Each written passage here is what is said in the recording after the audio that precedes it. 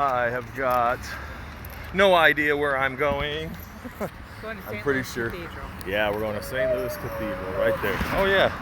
On this, I can do something amazing, which is hit this button, and you can actually see where we're at. Pretty amazing. Horse-drawn carriages, a beautiful cathedral. Life is pretty good, folks. Life is pretty good. Sit. Hey, look at me. Sit.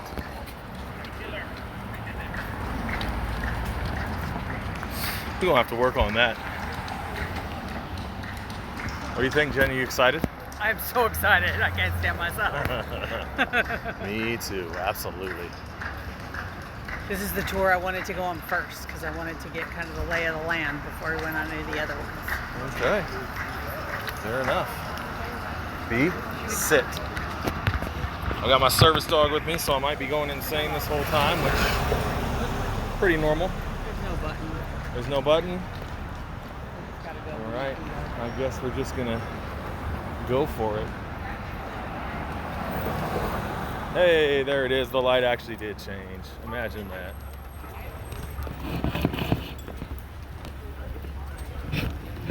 Right about yay.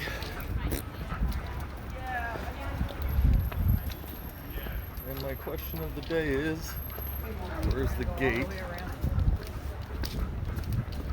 Okay. We're going all the way around.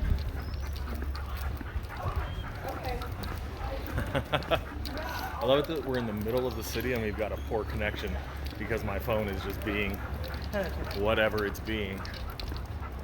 Pop in here.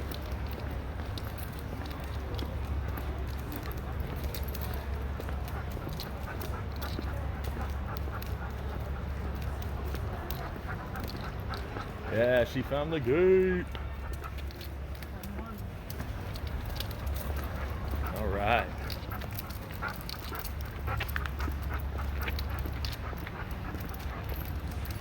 B, walk with me. Not wherever you want. That's where we're at, folks. Starting in Jackson Square, and we're gonna walk around a bit.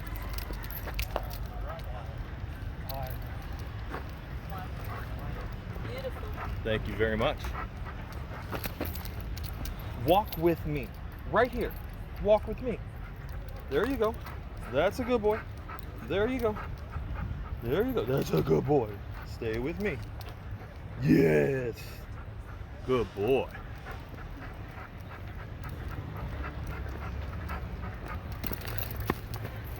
Walk with me. Excrete.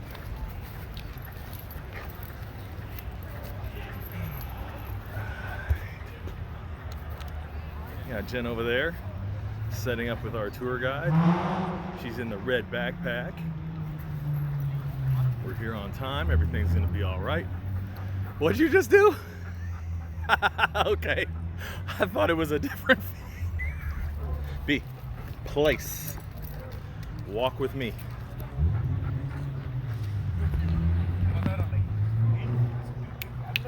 Place. Walk with me.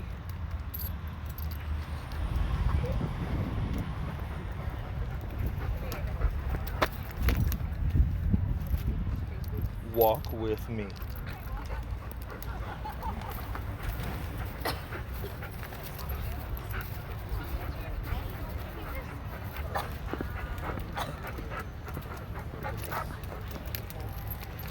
Sun behind us, it's a little rough, but there you go.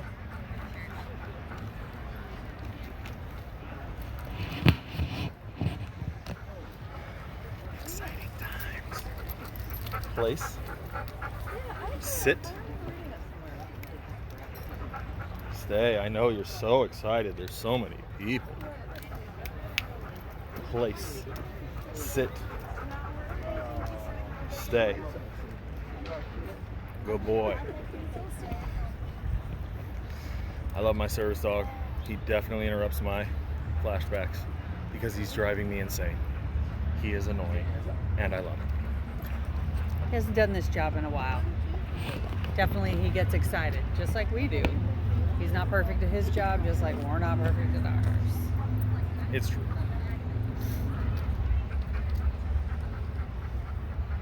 I notice the more excited he is, the more he gets in front of you to like, there's a lot of people around, so I better do my job. I see what you're doing there, lady. You're making whatever he's doing his job, and you're right. Ugh. I just don't want to admit it. You're right. I don't either when. You don't either when what? When I'm walking him, I don't want to. I don't want to admit that what he's doing is what he's supposed to do. Yeah. It's annoying sometimes. Absolutely. Hey, B. Sit.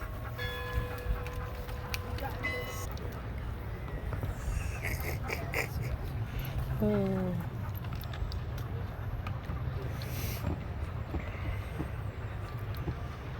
Everybody's checked in with me, right? Yes, ma'am. Right.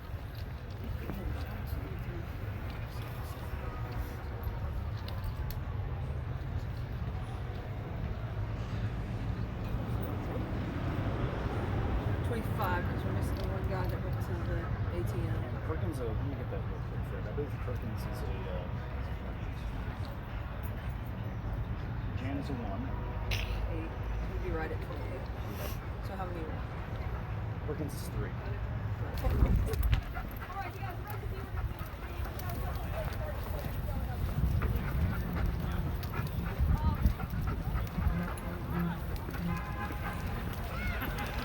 Okay.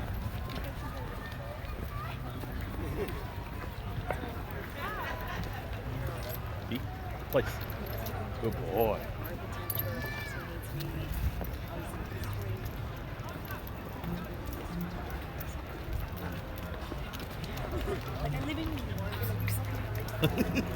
Sorry, what was that? I'm so excited.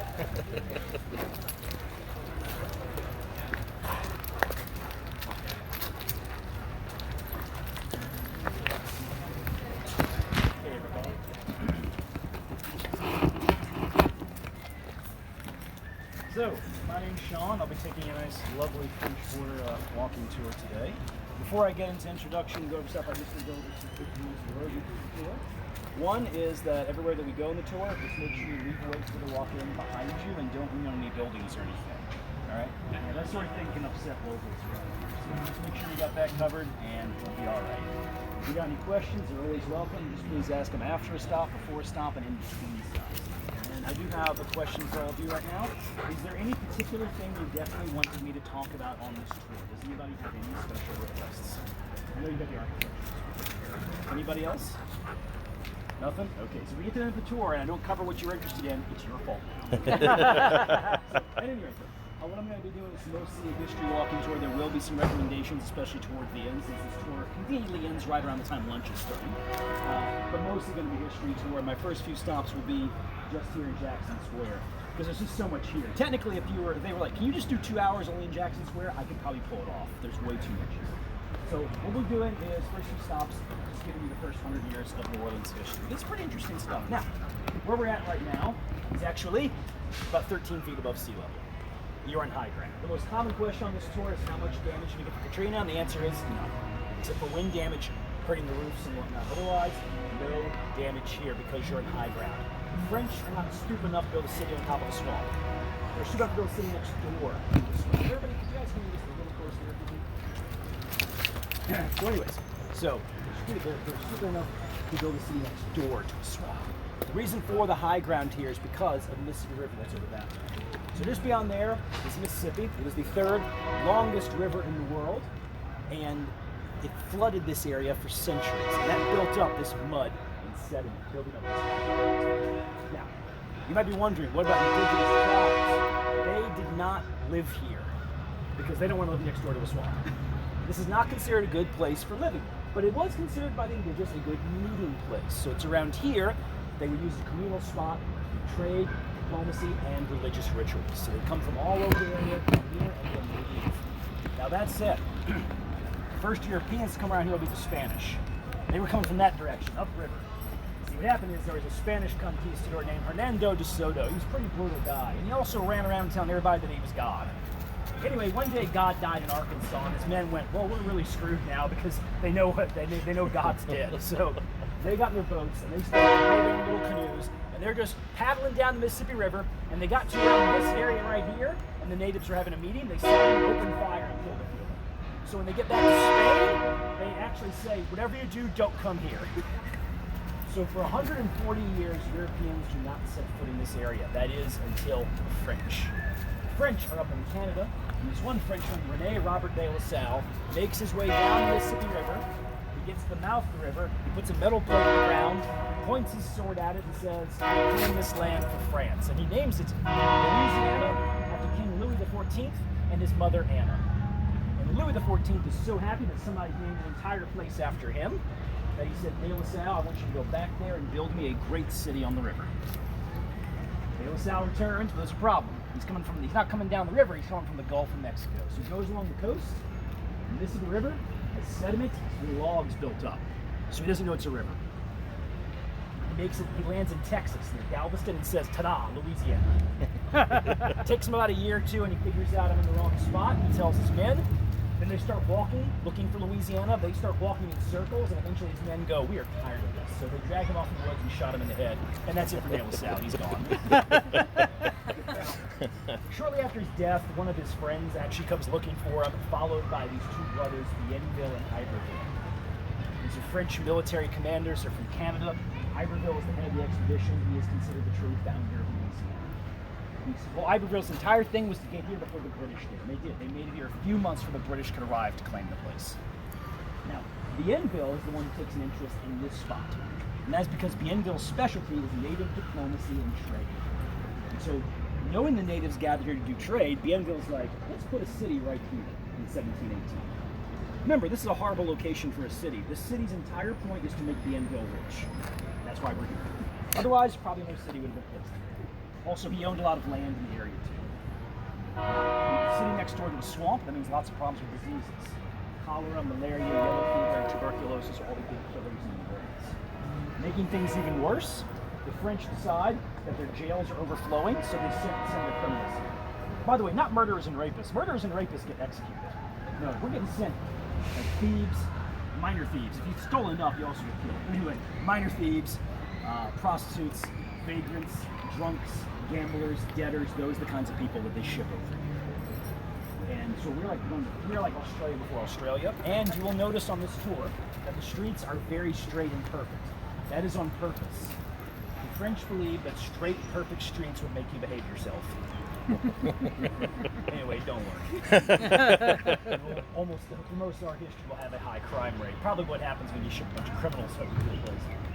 The French also deemed that we would grow tobacco and indigo. You see, New Orleans originally is on the sides of the French Quarter. Up and down the river are a series of plantations that would grow tobacco and indigo. Neither crop grows well here, so we do not make any money. The French in 1762 decide to get rid of us. They will give us away to their good buddies, their allies, the Spanish.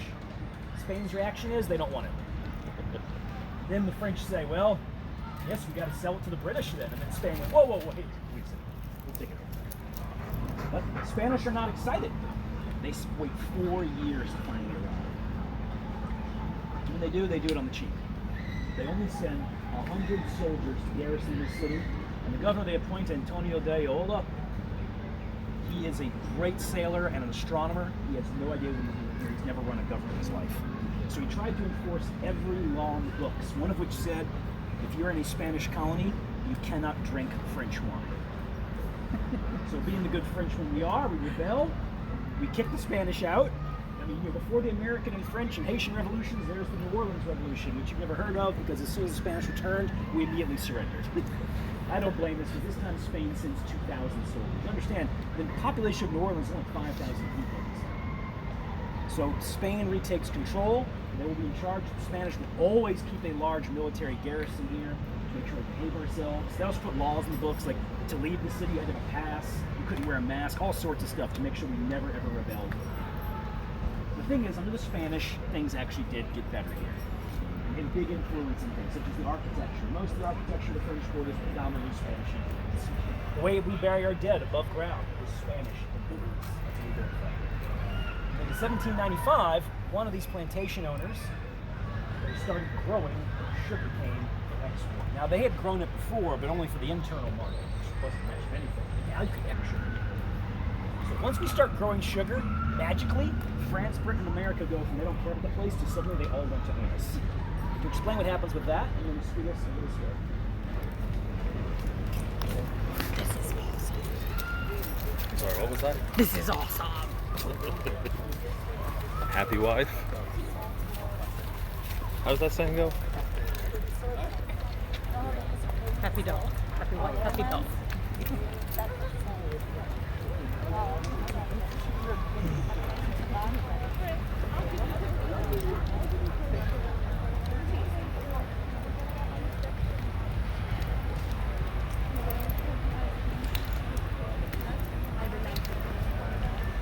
It's beginning to look a lot like something. Sorry, this is funny enough.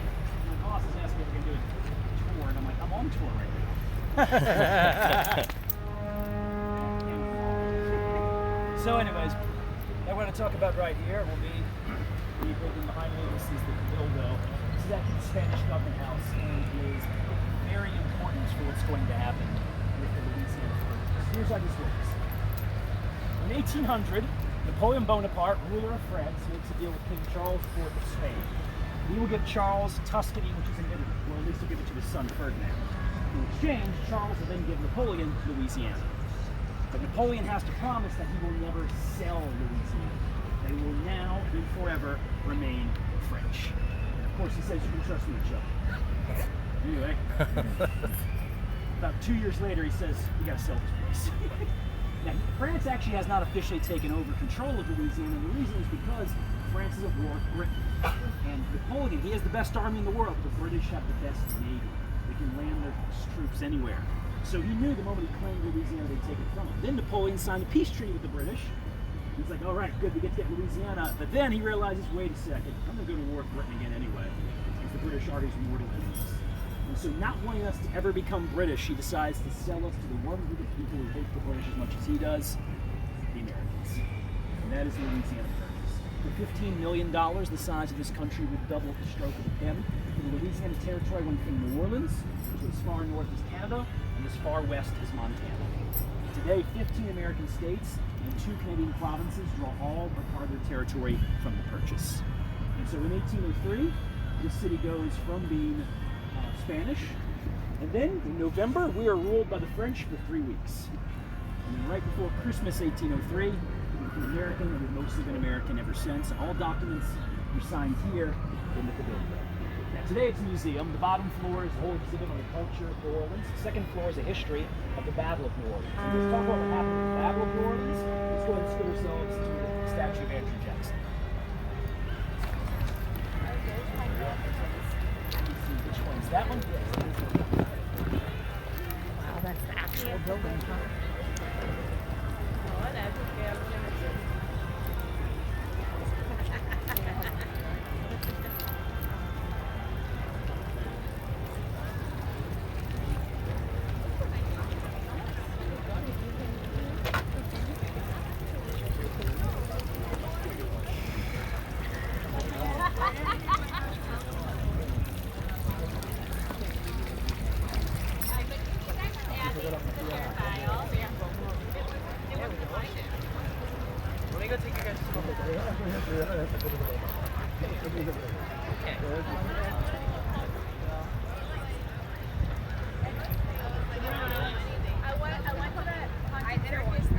And your brother wouldn't let me do it.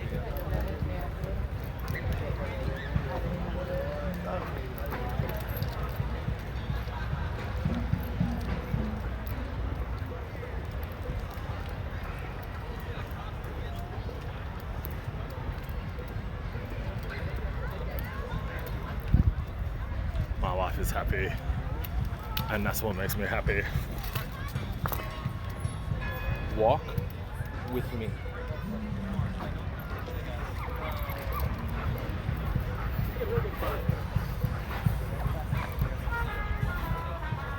So anyway, statue of Andrew Jackson. Here's the deal. In 1812, America is going to declare war. This is also conveniently known as the War of 1812. Well, we have a lot of reasons for fighting this war, but the main one is we want Canada. We invade Canada defeated every time because the British Army is vastly superior to our army. So the War of 1812 is one of America's first moments. We lose in every battle. In 1814, the British decide to send their largest army they saw to attack the largest army they saw in this conflict. And everybody thinks they're going to take the place. Not only is the army good, the soldiers are good, the officers in charge are veterans. However, we had a few advantages, two in particular. One, we had slightly more cannons. But we also had Andrew Jackson. There's one special gift in the world is he knows how to win fights. So 6 miles down the place called Chalmette. Over there, Andrew Jackson has been fortified in position to lay out those cannons. The British, seeing that, are not stupid. They know if they attack head first into the cannons, they'll blow them to pieces. So they're going to attack on both sides of the Mississippi River, and they'll attack under cover of fog to surprise us.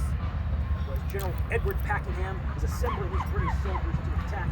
A messenger comes up and says, "Sir, the attack across the river is delayed. They misjudged the current. The British Army's floating down the river." At that moment, Packenham could have said, "You know what, we'll just try tomorrow, now that we know how bad the current is." But he said, "No, forward." The British Army marches into the grassy open field. It's perfectly flat. There is nothing to hide behind. Suddenly the fog disappears. We open up those cannons. In 30 minutes, the British lose over 2,000 men. We lose 71. The British commander Packenham, he's killed. The second in command, General Gibbs, killed. Third in command, General Keane, shot in the groin. He go later. Fourth in command is General Lambert, who's a moron. Technically, the British actually won the battle. They failed here. They eventually attacked on the side of the river. Colonel Thornton over there said, "Sir, if you just give me more cannons, I'll come back to see me. Got New Orleans." But Lambert said, "Nah, God, we lost all these men. Let's just go home." So there should be a statue of General Lambert somewhere. Now, to celebrate the victory, this statue is that's around the time this place was being called the Place des Armes, to be known as Jackson Square. Now, the statue itself, I guess, has become this iconic symbol. So they plaster and all sorts of stuff in front of books, posters, coasters, and it's all over the place. Well, so I've grown up with it too. But the thing about it is, in 2008, I was walking around Washington, D.C., and I saw the exact same statue. It turns out this is not. This is not original to New Orleans. We saw the Washington one and said cool statue and made our own. And there's also one in Nashville and Jacksonville. Okay? So they're all over the place. But how would I distinguish this statue from the rest? Well, there's a few things to learn about it. One, it's been vandalized. In 1934, live local man, or we don't know exactly who or how many, stole 3 items off Andrew Jackson. They ripped off the spur from the right boot. They stole the sword. The original sword has never been recovered. What you see is a replica, and they bolted it to him so you can't steal it. Then they ripped off his head. They ripped off his head, but I guess it was too heavy. It fell in the bushes, so we did find the head and we reattached it. But for a few months, it was the headless horseman. And of course, if you stand back in Andrew Jackson's statue, you can see the line going after the head just strong. Now, one quick thing, you might be wondering, how did they get the head ripped off? Well, the main thing is that that is how interesting the front wheels who designed it also thought it was off. The story is that when the original was put in Washington, half the crowd was there to watch it fall. But it didn't. All the way through the back. Like I said, Hollywood, that's how you get it out. Anyway, before I continue with it, does anybody have a question about anything? All right, I'm keeping in shade for every other stop in the tour, right? Place. B. Place. Good boy. Walk with me.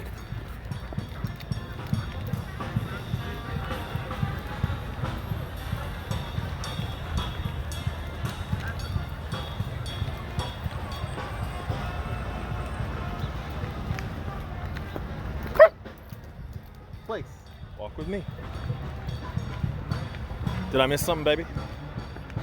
You're having a good time, huh? Yes. Are you? Oh yeah, it's good stuff.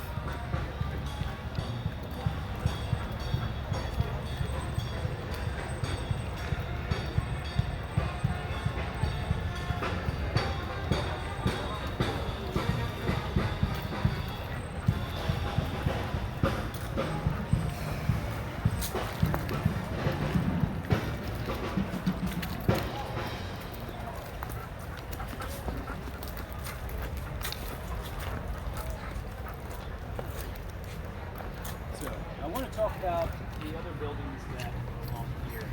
So real quick, this whole area of New Orleans burns down in 1780. I'll tell you more details about the fire. You know that it burns down a lot of this, and that is one of the reasons why the architecture is predominantly Spanish. It's getting rebuilt in the Spanish period. Then one big guy who does this is named the Baron Almaster. He's a wealthy merchant and a noble, and he will build for us Bildo, Presbyterian, and the original St. Louis Cathedral. That is not original. Now, the first church that was there was built by the French. It got knocked down in a hurricane about 1722. The second one burned down. The third cathedral, everybody thought was ugly. So, after the way for Almaster died, because remodeling while he's alive was just a plain roof. So he dies, the remodeling plans are put in place, and then they change the way the cathedral looked. But the remodeling wasn't very well done, and one of the towers fell over and broke the roof in 1849. So what you see today dates back to 1859. You walk by it, the plaque on it says this church built in 1794. That is a lie. There's very little of us from 1794. 99.9% of this thing is from 1850. That being said, it is of course iconic. It lines up beautifully with the stone statue of Andrew Jackson. And I will say, if you want to check out the cathedral, please do. However, one bit of advice. Because they do funerals here, well, not funerals so much, but a lot of weddings, other things, the cathedral will sometimes just be closed randomly. So if you want to walk in, the door's open, just walk right in. I encourage you to walk in. Just walk around in it. It's very, very lovely. One thing I'll point out too, the name St. Louis refers to King Louis IX of France. He was a French king. Probably his greatest achievement was he popularized the idea of innocent until proven guilty. But he also declared the Eighth Crusade. When you look at the altar and look up, there's a beautiful painting of him declaring the Eighth Crusade. So this cathedral does have a declaration of war on the side of it. Now the other one too, this is Presbyterian. Almaster was about to build that when he died. So now it was up to his wife. Probably she's the biggest cheat in New Orleans here. She actually owned a hospital in New Orleans where she did not provide beds for patients. So if you came in there, you'd bring your own bed, a BYOB facility. So when people authorities go to her and say, okay, we want you to build the Presbyterian, she says, no way in hell, even Susan can get money back for the building. So this thing takes like over 20 years to finish. It was originally going to be an administration building, a church. But the church didn't wait 20 years, so by the time it was finished, they said, look, we got you an administration building. They said, we already have one. So it was not used for a number of years. It has had a lot of things to do. It used to be a courthouse. Today it is a museum. The bottom floor is a history of Hurricane Katrina.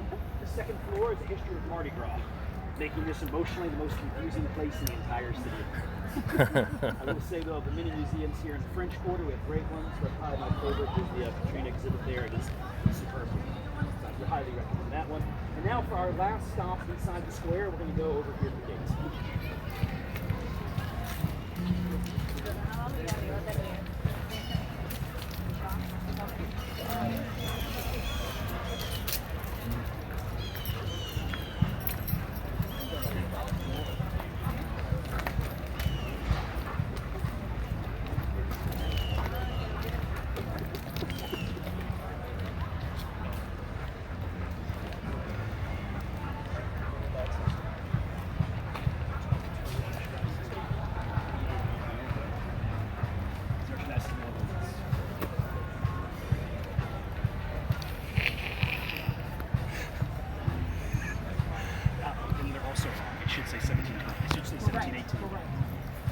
Don't get me wrong, the Archdiocese is wrong. Yeah, right? No. I mean, not the Archdiocese of New Orleans. I don't know how your Archdiocese are. Ours is notoriously. But anything in New Orleans that involves administration is going to be. But everybody coming closer here because I'm going to walk up the gate. Free and easy. Okay.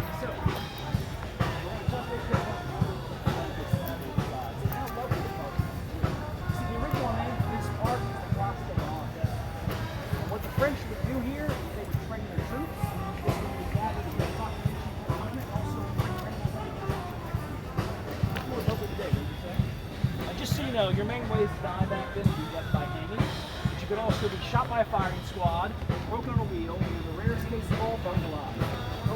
So a lot more lovely today. Well, there's the daughter of the woman who was a big Presbyterian, the daughter of the woman who built the cathedral, is Sally Almonaster. She's a big reason why we don't do that. Now, her father arranged for her to marry into the Untitled, very, very wealthy French family. The head of the family, Joseph Untitled, was actually an advisor to Napoleon. She was going to marry his son, His son was an officer in the French army. He snuck out of France because, he's afraid the British might catch him because they control the ocean. He sneaks past the British, comes to New Orleans, claims his bride, and then returns back. It's all very romantic and adventurous.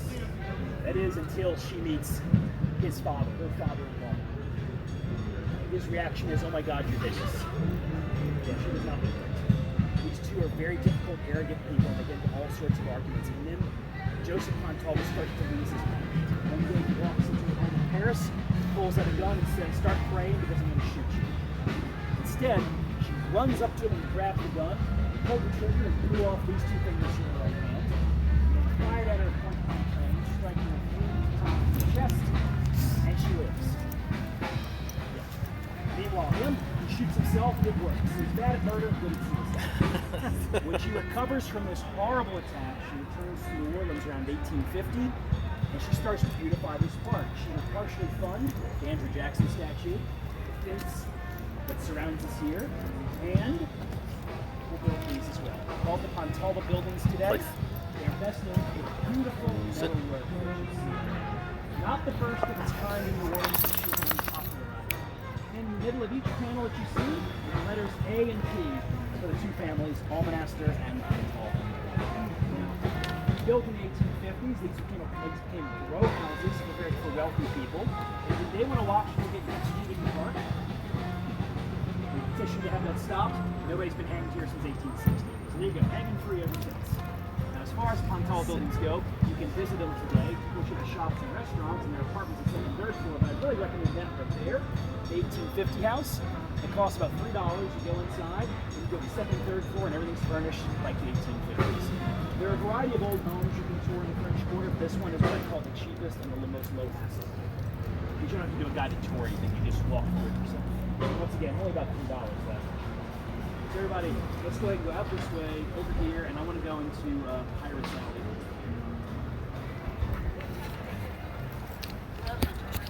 Did he just say we're going to Pirates Alley? Arr, he did. That was so good. You made me do silly things. I love it. I make you do what? Silly things. And you love it? I love it. All right. That's what I'm talking about.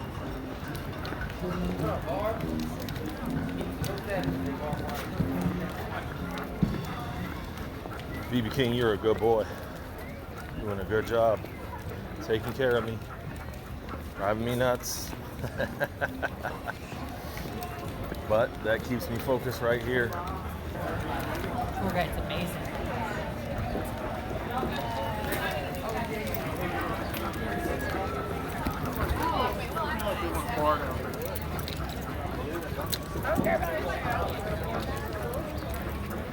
B, walk with me right here.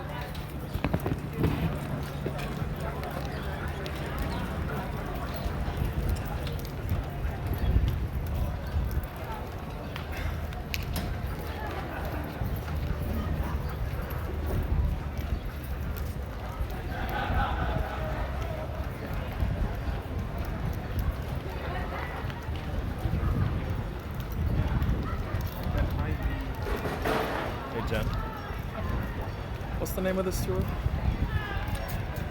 Free tours on foot? And is it just in New Orleans or is it all over the place? I don't actually know. Fair enough. I didn't pay attention. But we're enjoying it. Yes.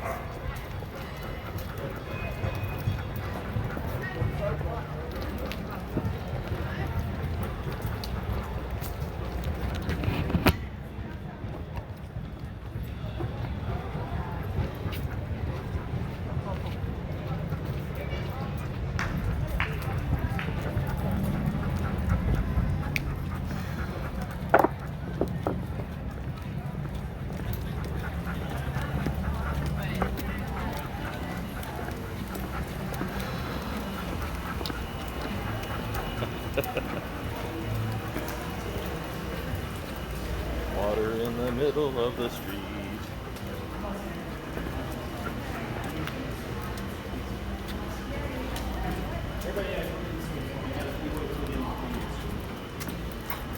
I think what you might be looking for would be at the Anglican Church in the city. Our Lady of Guadalupe, which is on Rampart Street. You could also do Rampart and Conti. They might have something that you're looking for. But otherwise, alright, so right here, this is Pirate's Alley. And it has this name for its nickname. It was eventually became the official name in the 1960s. The reason is because New Orleans is a site of piracy.